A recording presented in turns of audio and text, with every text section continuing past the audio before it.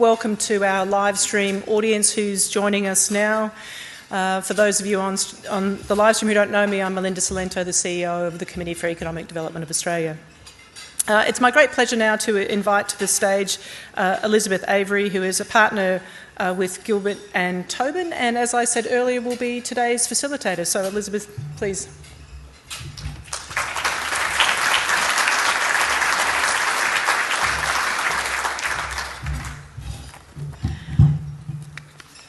Hello everyone, it's lovely to see you all.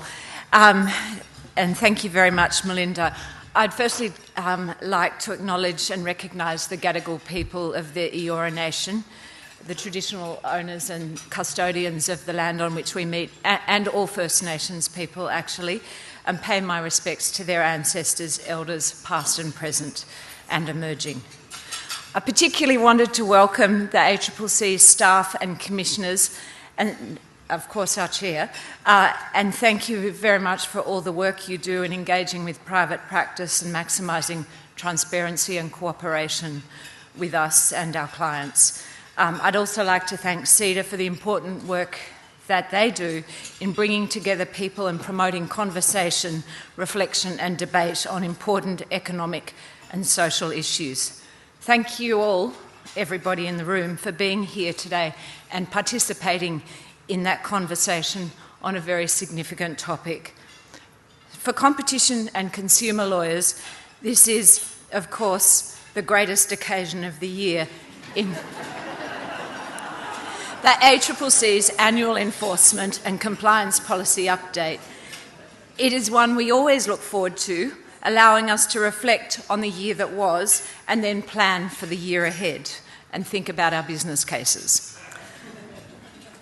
Never has competition and consumer protection policy and enforcement been more important or interesting than right now, as economic pressures reverberate globally and significant upheavals to the geopolitical landscape are around us.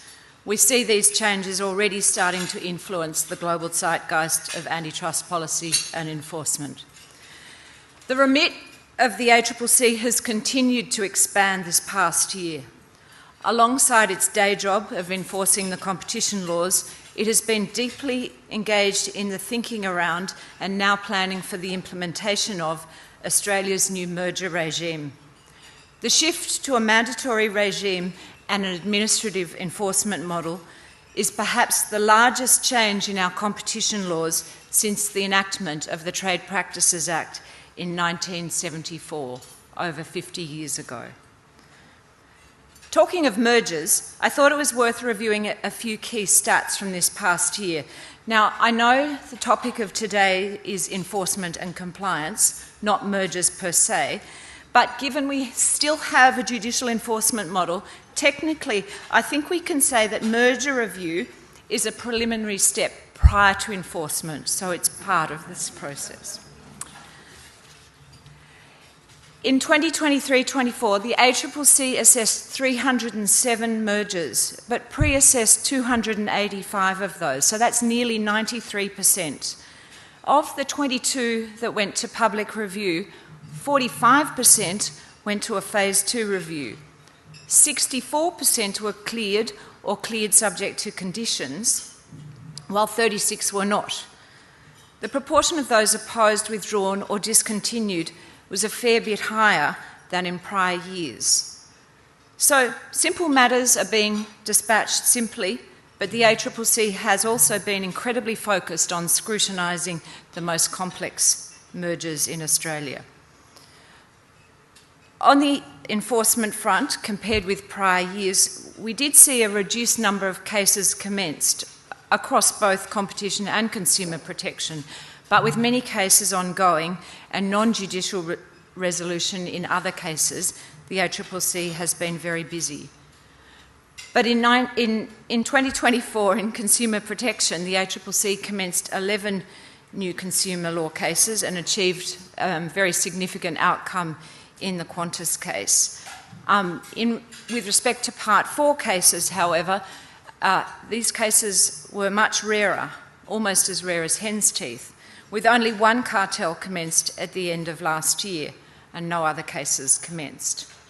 But the ACCC's plate has been full and made even fuller with a range of very significant government-referred market studies across the economy, including supermarkets, aviation, digital platforms, among many others. Amazingly, around 550 95ZK notices were issued last year.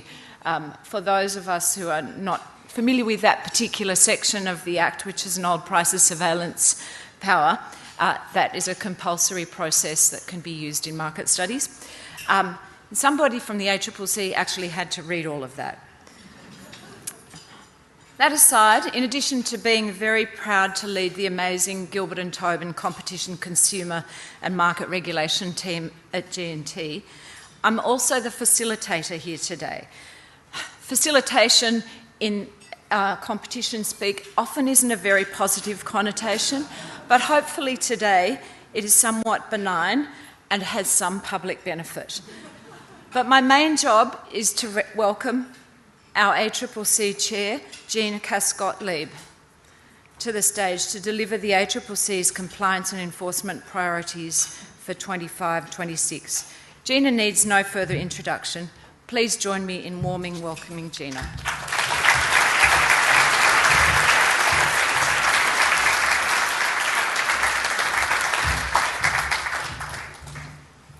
It is wonderful to be here again. When Elizabeth says for everyone in this room this is the best day of the year, I do pause to wonder if we're a bit of a rarefied group.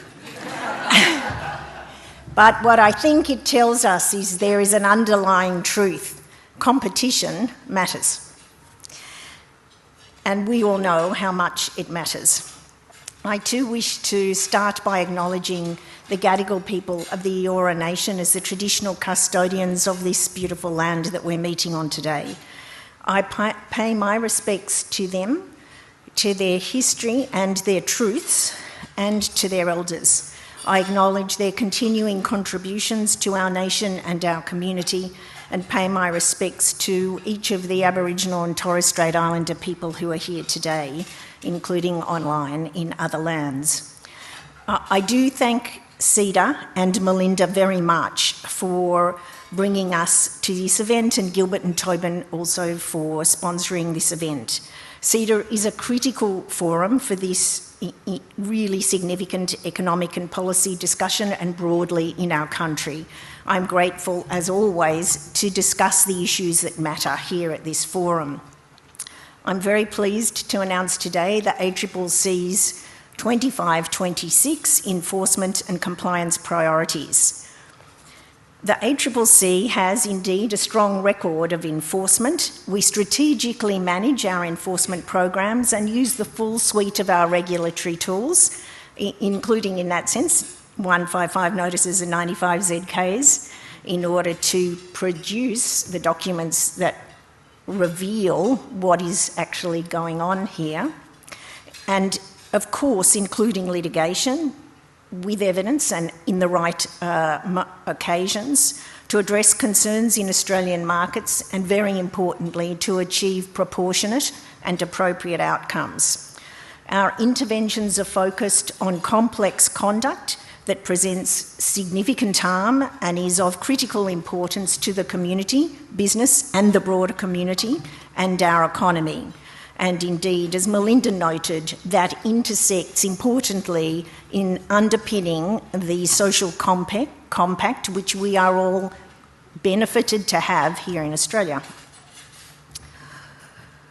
When we look at our coming financial year, we continue to prioritise sectors and conduct that has significant impact on the cost of living and the cost of doing business. In addition, we continue to recognise that our priorities are being put in place in the context of digital transformation and disruption and the transition to net zero. When I started by saying competition matters, I said something that I think is a truism for everyone in this room. What is important to know is that when markets are not workably competitive, Australian customers, whether consumers or businesses, pay the price. When businesses compete and truly are in rivalry to meet consumer needs, They are incentivised to innovate and improve, to offer greater choice, lower prices and better quality products and services that deliver value for consumers, which in times of straitened household budgets are even more important. On the importance of effective competition, Australia's recent aviation history is illustrative. In 2024, with the collapse of Bonza Airlines and the withdrawal of Rex services from metropolitan intercity routes, we saw our domestic aviation industry return to a duopoly, with Qantas and Virgin continuing to control more than 90% of the market. When Rex first offered intercity routes, the ACCC observed a decrease in average airfares. Conversely, in the months following the withdrawal of Rex's major city services last year, average airfares increased. A recent report by Treasury that many of you will have seen into Australia's domestic aviation sector reveals that the presence of a single additional airline, so 2 airlines on a route, leads to airfares that are 5 to 10% lower. It sounds like a snip test. When the 3 competitors fly a route, airfares have, compared to a route with a single monopoly airline, airfares halve, and with 4 or 5, the price drops further still. It is clear, as we would all expect, that competition puts downward pressure on prices. But it's also important in assessing the nature and vigour of competition to look beyond price.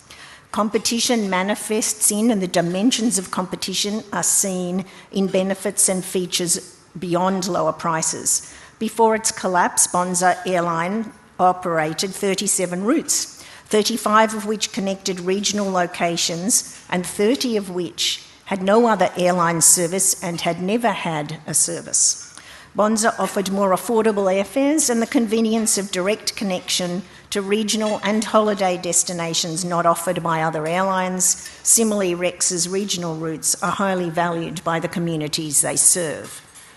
Greater competition in aviation gives consumers more choice in airfares, in reliability, in quality, and the routes that are offered. More broadly, the sector is connecting communities, families, and supply chains across our economy.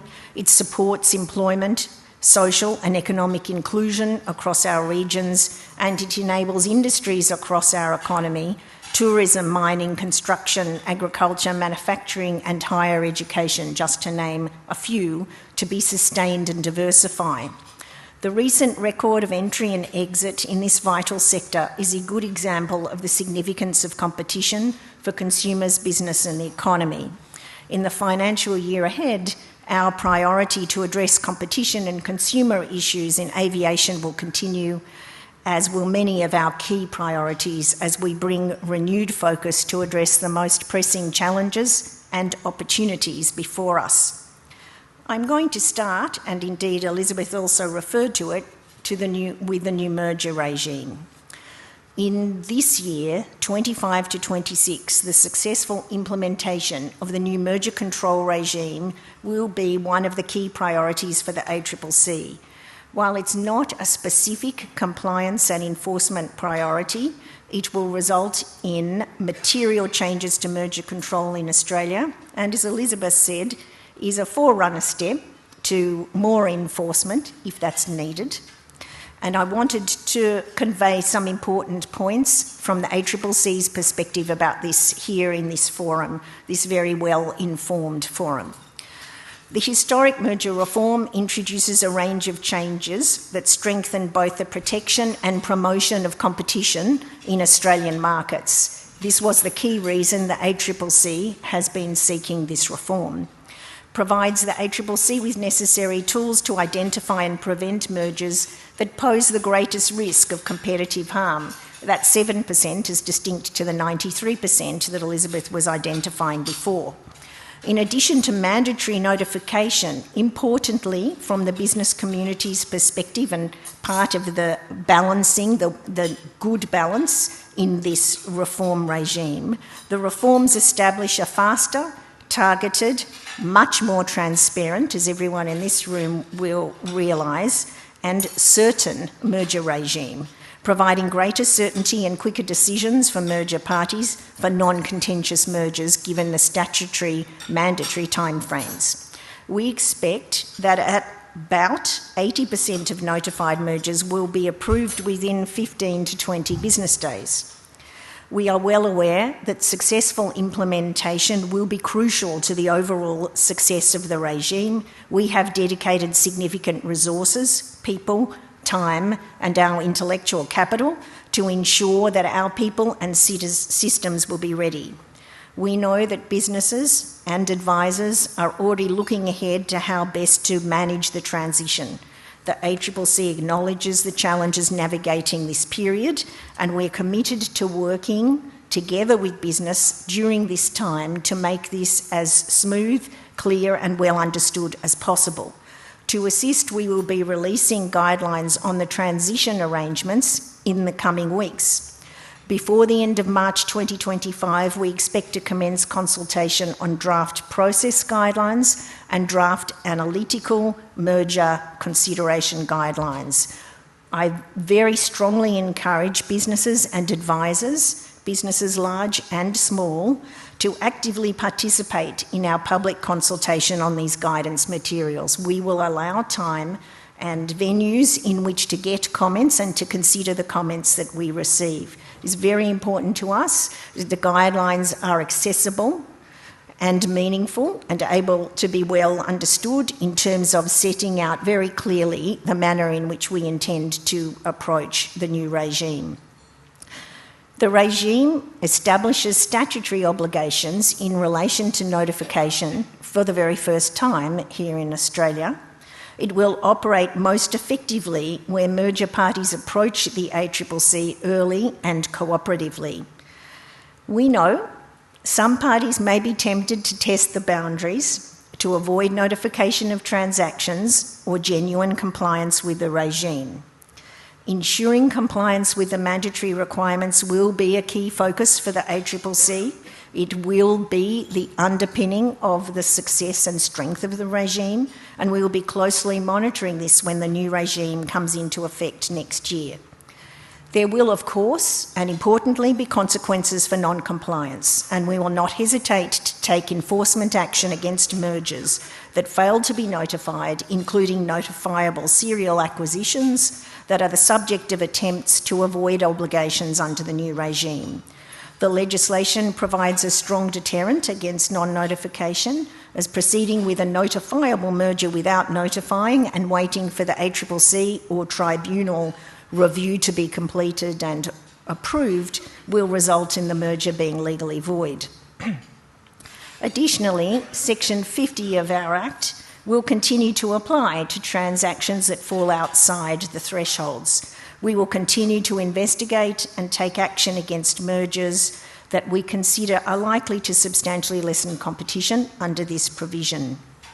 I conclude on this point reinforcing that successfully implementing merger reform, promoting compliance with the new regime, and taking enforcement action if and where necessary will be a significant focus for the ACCC in 2025 to 26.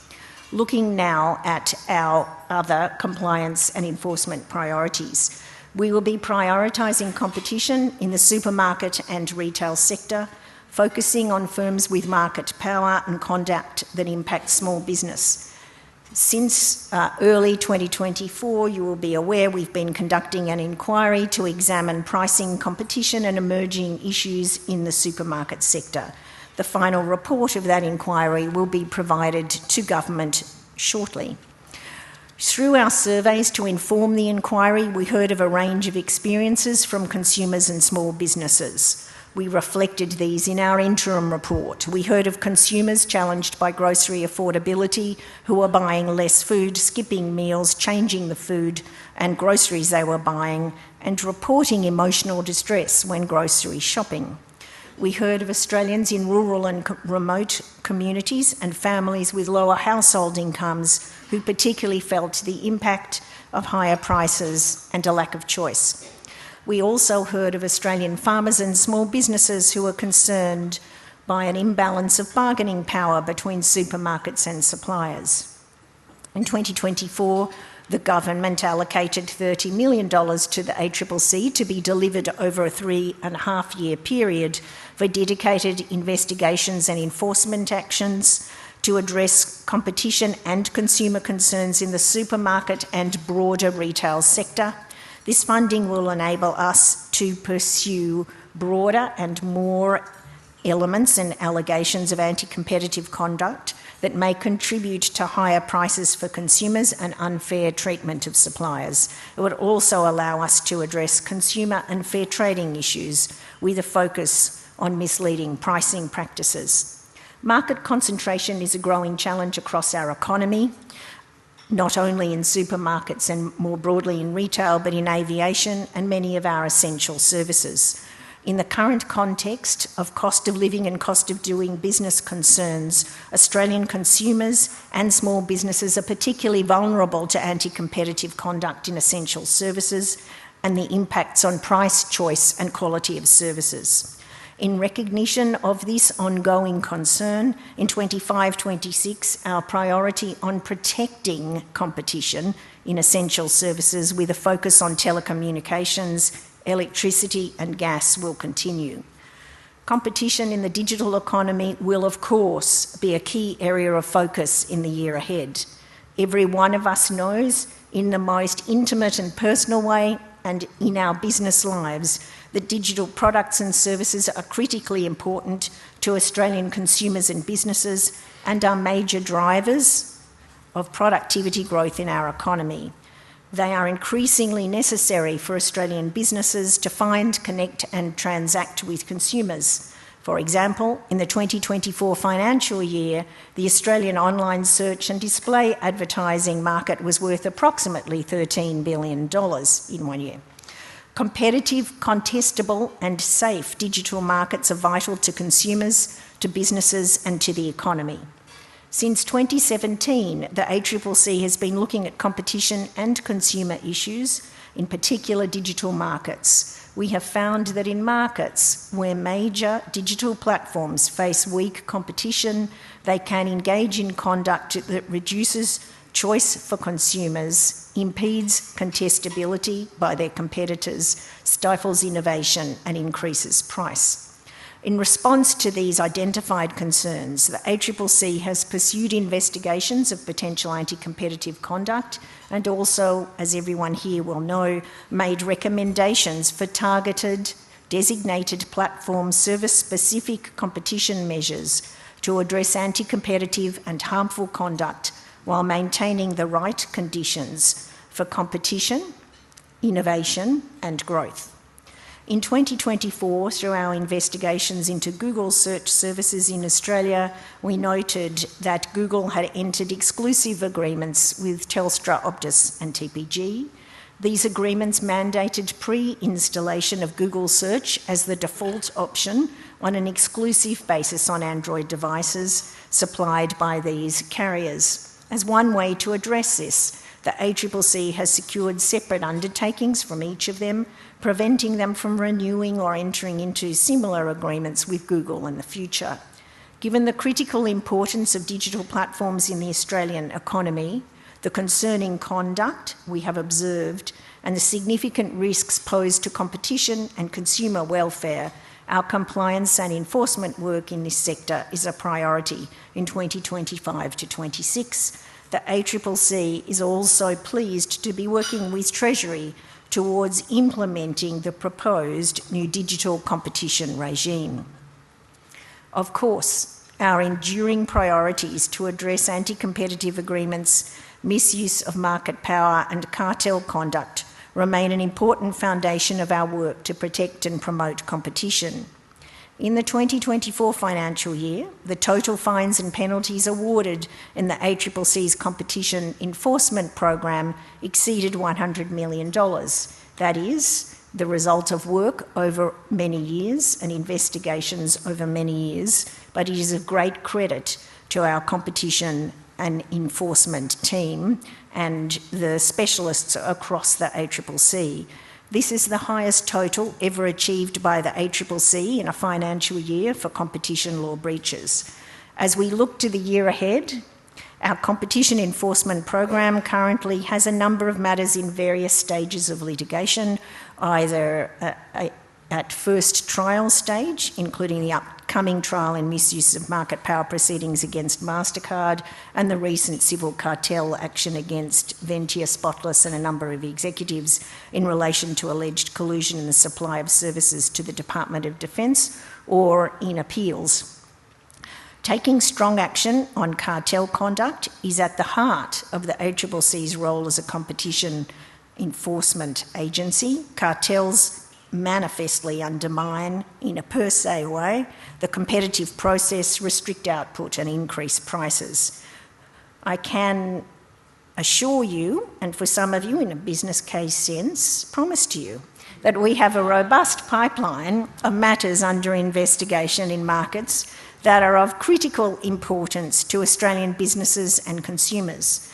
This portfolio of work spans both the competition provisions and cartel conduct. We expect more important competition actions and outcomes in the year ahead. I started this speech looking at the important side of the coin, which is how important competition is to consumers. I now want to move to how important informed and confident consumers are to competition. When consumers are misinformed and lack confidence in the representations being made by suppliers, it's not only consumers, but markets and suppliers in them that pay the price. Conduct that erodes trust and impedes informed purchasing decisions is a concern for consumers and the many businesses acting within the bounds of our law, the majority of businesses who do so in good faith and informed by our guidance. Such conduct significantly impairs the capacity for competition on the merits. In 2024, in tandem with our competition enforcement program, the ACCC pursued a comprehensive program of enforcement and compliance work, protecting consumers and small business. In the 2024 financial year, the total fines and penalties awarded by courts as a result of the Consumer and Industry Codes enforcement action exceeded $500 million. What I want to do, though, is to date in the 2025 financial year, focus on the actions that we have taken in this area. We have, in this first half of the year, commenced federal court proceedings in 8 matters, including separate proceedings against Woolworths and Coles for allegations of misleading consumers through discount pricing, proceedings against Optus for allegations of unconscionable conduct in phone service and goods sales and debt collection activity, proceedings against mail order and direct marketing company Magnamail and its parent company Direct Group for allegedly making false or misleading statements in relation to pre-draw promotions, and proceedings against Clorox, the manufacturer of Glad branded kitchen and garbage bags, for allegedly making false or misleading representations that certain products were partly made of recycled ocean plastics. Penalties imposed by the federal court in that first 6 months have included the $100 million against Qantas, which in addition has $20 million consumer remediation, $10 million against Gray's e-commerce group, which also has a consumer undertaking for a consumer redress program, and $14 million against Energy Australia for making misleading statements to consumers about energy prices. These highlight our commitment, and it is an ongoing commitment, to prioritise enforcement against conduct that causes significant harm in key sectors, raises cost of living, and including conduct that disproportionately impacts consumers experiencing disadvantage or vulnerability. In 2025 to 26, we are continuing our emphasis, and it works hand in hand with the sectors that we're looking at in relation to competition enforcement. So consumer and fair trading concerns in supermarket and retail sectors, particularly focusing on misleading pricing practices, misleading pricing and claims in relation to essential services, particularly energy and telco, unfair contract terms in consumer and small business contracts with a focus on harmful cancellation terms, including those associated with automatic renewals, early termination fee clauses and non-cancellation clauses. Product safety, consumer and fair trading issues in the digital economy with a focus on misleading or deceptive advertising within influencer marketing, online reviews, in-app purchases and unsafe consumer products. A new priority has been introduced to address misleading surcharging practices and failure to disclose other add-on costs.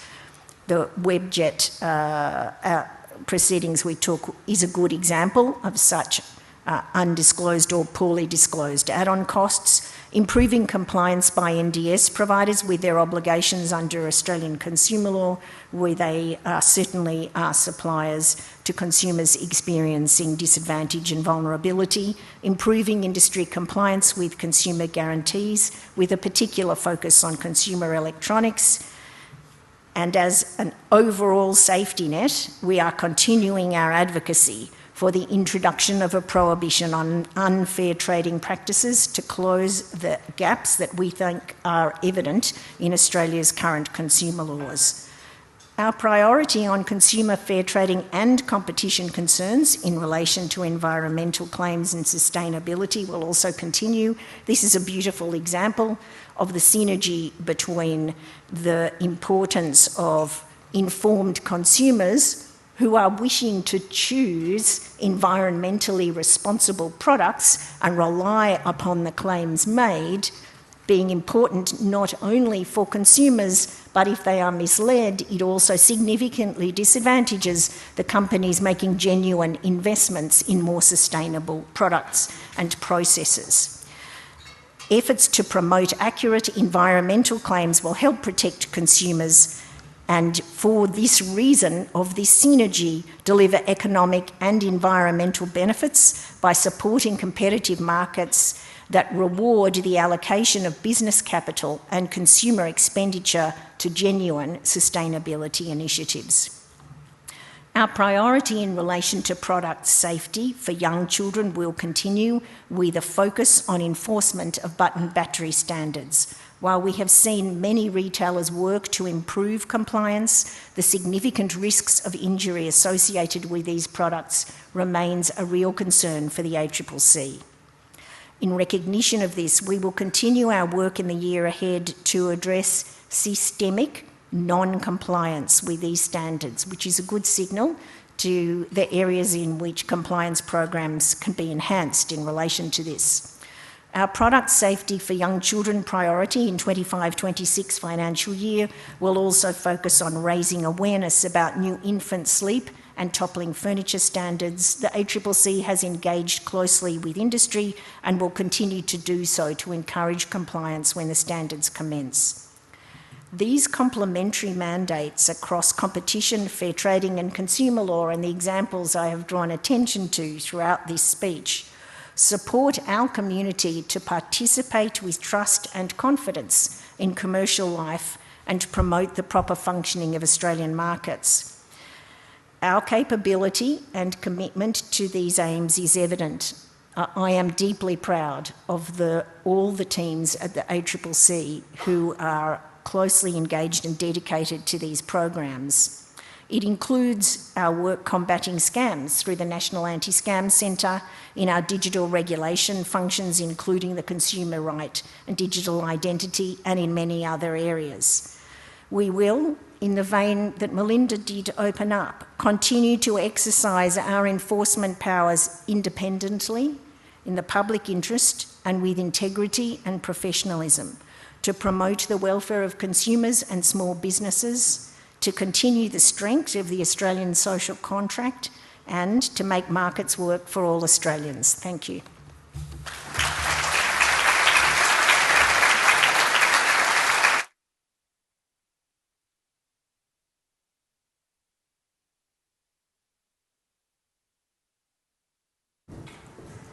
Thank you very much, Gina. Formidable as always. Reinforces to me once again that when you left private practice, you didn't do it for a better work-life balance. But I'm really grateful for sharing all of the work that the ACCC is and your insights about it. I note the ACCC's continuing mantra of making markets work for consumers. It's been a long-held statement that the ACCC has made, which is really interesting to see at a time some regulators take the view that between chairs they're passing the baton, and others the pendulum swings more dramatically. I'd also note the emphasis on the promotion of welfare of consumers and small business, which is interesting. So everybody, or quite a few people, seem to have found Pigeonhole already, but if you haven't, there's a QR code on your table and you can load your questions in there. Do also feel free to stand up if you'd like to ask a question from the floor. That can be facilitated. But while everybody is loading up their questions, I thought I'd just ask the first one. So the ACCC has historically had a high degree of collaboration with a lot of antitrust or competition and consumer protection regulators around the world. There have been some significant personnel changes at a number of the major agencies recently. In that context, do you expect that collaboration to continue? And in particular, noting what I referred to earlier as the global zeitgeist of antitrust, it seems to be shifting. Do you think that is also going to influence the ACCC's approach to competition analysis and the theories of harm that it considers? Thanks, Elizabeth. Firstly, the collaboration that we have with international peer agencies is very important and will continue, both at our staff level and at senior levels, commissioner levels as well. It's important in at least three ways. Firstly, to efficiently engage in global transactions and global conduct that is of concern. Secondly, in order to be able to address global problems. So, for instance, scams is one good example of global international crime, and we need global both detection, law enforcement and collaborative cooperative action to address them, for example. And then third is to just share views on what are the challenges and what is best practice, and the ACCC continues to be a strong participator in regional, ASEAN and now the newly formed PINSA, so Pacific regions, but also in the ICN and the OECD. Looking at the question of are there tremors in the force, I might put it as, in terms of the changes in the global zeitgeist. The force is strong, I'm here to tell you. The principles that underlie antitrust economics and law, we think, remain very clear. It will be interesting. You will get, for commentary, our draft analytical guidelines, which will set out quite clearly the economic and legal analytical and Australian jurisprudential base. We don't consider you will think there's a change, but it will be interesting to see. We are putting it there for your review and comment, so we'll be very interested to see. But in addition, the principles and factors that are influencing us, which relate to where do we see the greatest harm, and also where are we looking for the strongest enforcement, education and deterrent effect, continue to be constant. And we will always be moving where there is evidence and proportionately to the level of harm and the nature of the conduct. So we don't think there are any major changes in course. I guess we'll wait and see. Thank you. So the most popular question at the moment seems to be whether the ACCC is going to have enough staff to review all of the mergers, noting that you've estimated around 300 to 500 a year. Will 80 additional staff be sufficient? So first, we have been successful and happy in our recruitment drive efforts. It is the case that there is some greater capacity to get experienced staff from the UK and US for various reasons. So we also, our timing is felicitous from that perspective, in addition to Australian staff as well. The really critical point here is we have been given resources to be able to have an increased staff, and also we're investing in systems to really efficiently engage with parties and with advisors. But most importantly, we are approaching in a risk-based fashion so that we will continue to both triage and determine if these are matters that do not raise real concerns, so that we will, within that first 15 to 20 business days, have approved about 80% of the applications that we receive. Our success in being risk-based and triaging is what will allow us to ensure that we will be able to address increased volume at also a significantly shorter time frame for consideration, and also the requirement to produce written reasons in a very short time frame. Yeah, you're going to have your work cut out for you. It's a big change. It's a big change for all of us. We are working very hard on being prepared. Yeah. So the next question comes from Andrew DeCellis of Telstra. Firstly, congrats on your success protecting consumers. My question relates to AI. I wonder if you could share any insights into how the ACCC is using AI to support its enforcement activities. Thank you.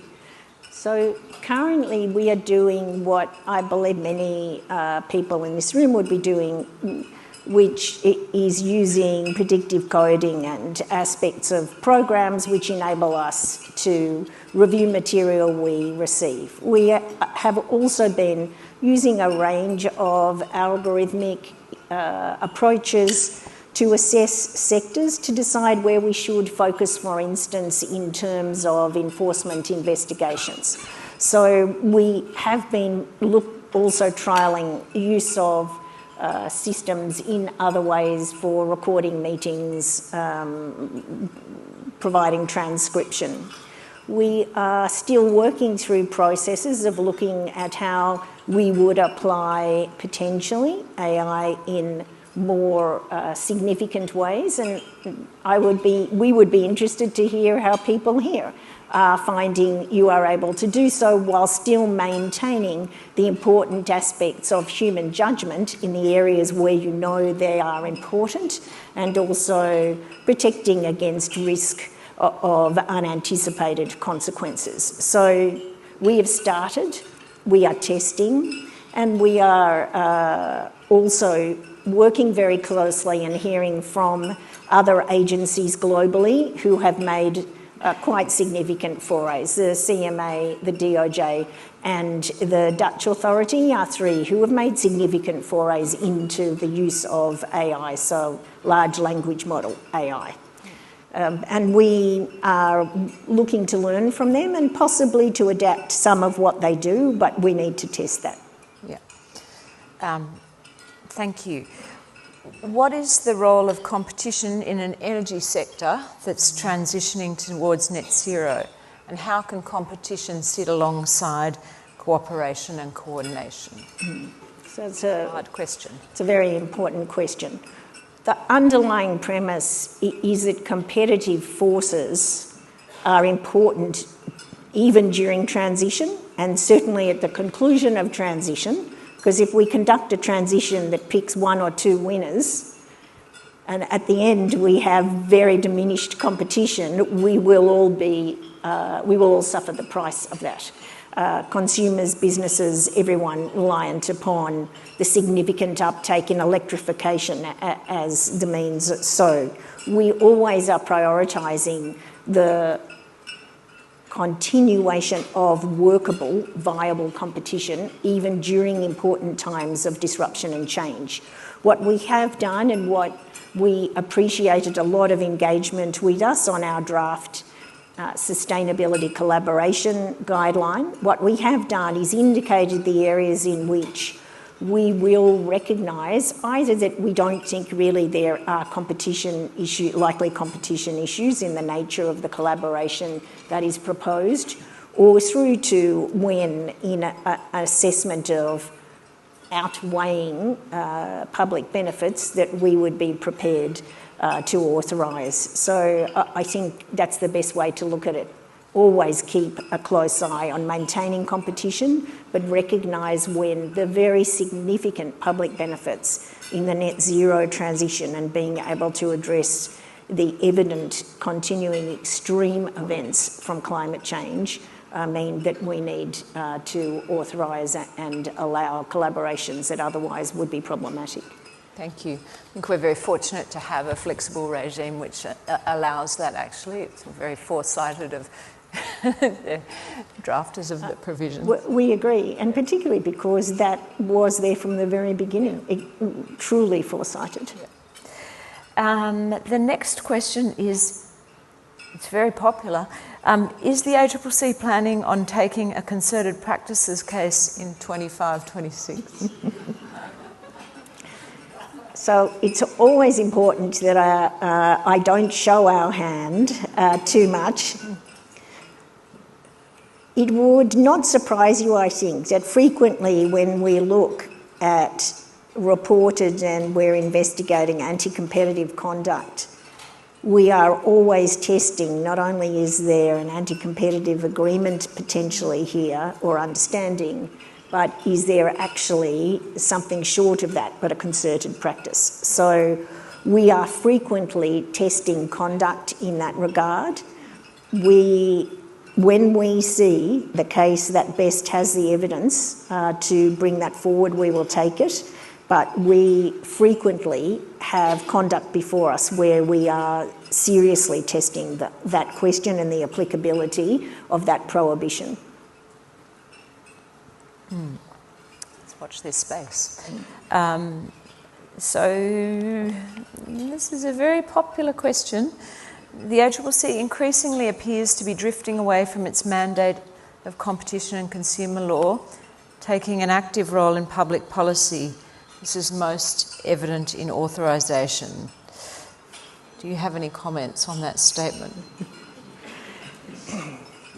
I don't think the ACCC is at all forsaking competition and the promotion of competition and consumer protection. There is no doubt that the work we are doing, particularly in monitoring and in some respects in the policy recommendations that come out of it, give an impression of a very significant focus there. And every job we're given and every direction we're given, we pursue diligently, intelligently, and with real dedication. The sorts of policy recommendations that are made are always directed to delivering and championing competition and the protection of consumers. So it is always coming back to the same touchstone. Gina, you may not be able to comment on this because I appreciate you're about to issue guidance, but nevertheless it is a popular question. Can you say more about the types of transactions that the ACCC may consider appropriate for a waiver from the merger regime? I think the best way at this initial point to answer that is to note that the section itself contains and gives to the ACCC a broad discretion. Factors include the question of meeting thresholds, but we do not consider that that is the sole boundaries and scope of that. We think it is a broad and general discretion. Yes. Over the past few years, there's been a slowdown in the number of competition lawsuits announced by the ACCC. Are you being more strategic in how you approach competition enforcement? Our enforcement program is always strategic across both competition and consumer protection. We are always looking to ensure that we're addressing areas that are of particular detriment for either consumers, small business or the economy, and conduct that more particularly disproportionately impacts on consumers experiencing vulnerability and disadvantage. And we do also look closely at large national traders, because the behaviour of large national traders affects more consumers and more businesses, and it also is significant because large national traders more set the standard of behaviour in our economy. So it's always strategic. We have been taking a range of very complex cases, both in consumer and competition, and complex cases take time to investigate and time to move through the deliberative processes. We have, as shown with the 8 consumer protection cases to date this year and 1 in relation to competition, shown, and when we had 9 in total for consumer last year, these cases don't move through our system, or in fact in anyone's work in private sector as well, in a straight line progression. They are lumpy. We expect there to be a reasonable number of competition-related cases in the coming year to 18 months, and we can watch this space. Are there, you mentioned competition in the aviation sector and the demise of Bonza. Are there any actions that the ACCC is planning to take to promote competition in the aviation sector or prevent the loss of competition? So, in a number of respects, the work that we do in the sector is important to maintaining competition. The first is the monitoring role. It does allow a very close review in relation to charging performance both of airlines and airports, both of which and services that are critical to the operation of the sector and competition in the sector. We also have engaged, along with other interested stakeholders in this sector, in submissions that supported the review particularly and change of rules and the administration and operation of the slot management system at Sydney Airport, which is now in the process of moving towards implementation, including with the selection of an independent manager of the scheme. So all of these will be, we consider, important. Consumer protection is also important in the same way as misleading and deceptive conduct disadvantages consumers, it also disadvantages competitors, and so that also assists in terms of the protection of circumstances that may assist firstly, as vigorous competition as possible between the current 2 participants, but also possibly through the opening up of more equitable slot management, possibly the growth of a new participant, and of course there is a question of what will happen with Rex. Yeah. So for inherently global priorities such as digital platform reforms, does the ACCC have any reflections on the shift in focus in the US and the UK, recently tilting towards enhancing productivity growth and perhaps de-emphasising regulation to some extent? First, we continue to be closely engaged with international regulators, both the UK and the US, but also with Europe, and interestingly in our region, the JFTC is actively engaged currently in new legislation and models, so are India and so is Brazil. So we are engaging closely. We are very aware that it is important to show that the proposed model, and we consider the proposed model does have the flexibility and adaptability to enable this, that it will enable that it is targeted to the services and providers where there is most prospect of benefit in terms of greater innovation amongst competitors for the benefit of Australian business and consumers, and through contestability to offer more choice and actually more growth in our own economy in the services that rely on that. So we do consider that the targeting in the manner of the UK regime, which is still being progressed and worked upon, it will enable not only the proper targeting for the benefit of growth, innovation and productivity in the Australian economy, but also that it is able to be developed coherently with the models that are being developed in the economies and jurisdictions which are developing such models. And there remain to be in an I would say peer jurisdiction or sense. So a number of these are mid-size economies with their own sectors who are highly dependent upon global platforms. So there is we will be able, through the intended model, to deliver coherence also in that regard. Thank you everyone for the great questions, and Gina, huge thanks for being so candid and willing to embrace the rapid-fire method of question and answer. I read in an article in the Competition Trade Press a couple of days ago suggesting that the ACCC and private practice were competing against each other for talent.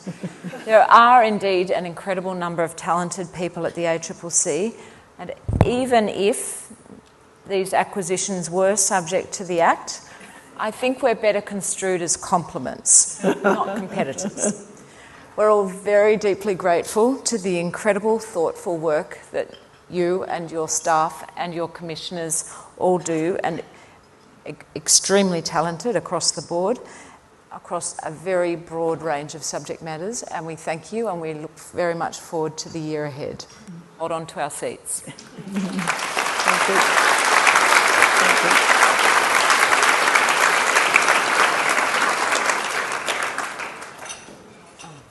Thank you, Elizabeth and Gina. I don't know about the rest of you. I go to a fair few CEDA events, not surprisingly, and every time I come to this event, I've been to a few, I always walk away thinking, wow, this is an informed audience. And the level of detail that comes through in the questions and the specificity is deep and rich, but really important. And I just want to pick up on the last question in response to it. You know, these issues about how we strike the right balance between productivity and regulation and protections, I mean, these go to the very core of the challenges that we have before us as we look at the impacts of digitisation and artificial intelligence, and they are absolutely the issues that we really want to grapple with at CEDA.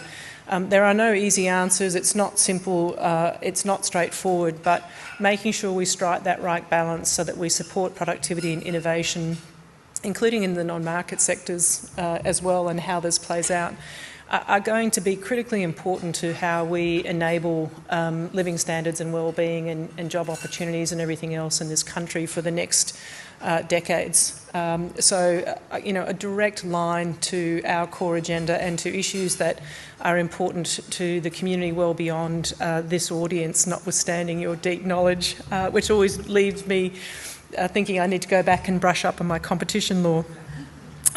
Just a couple of quick other observations. I mean, you know, the points around energy transition, again, how we find that right balance. And Gina, an extension of an invitation to you and your team, and through you into your international peers, to please feel free to join us at CEDA in the AI community of practice to share knowledge. This is an area where we are really trying to encourage everyone to share their learnings and to help people move up the curve really quickly, so that we get the best outcomes whilst also maintaining community trust in the use of AI, which is going to be critical. So, so an invitation to you.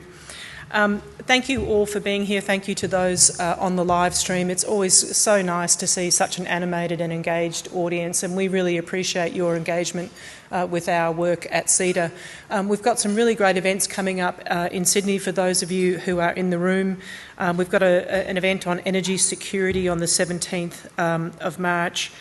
We've got a briefing on the Edelman Trust Barometer, which I think is really, really important for all of us to reflect on later in March, and also something on the housing crisis on the 28th of March here in Sydney. As always, details available on our website. For those of you on the live stream, lots in the jurisdictions and places that you are residing.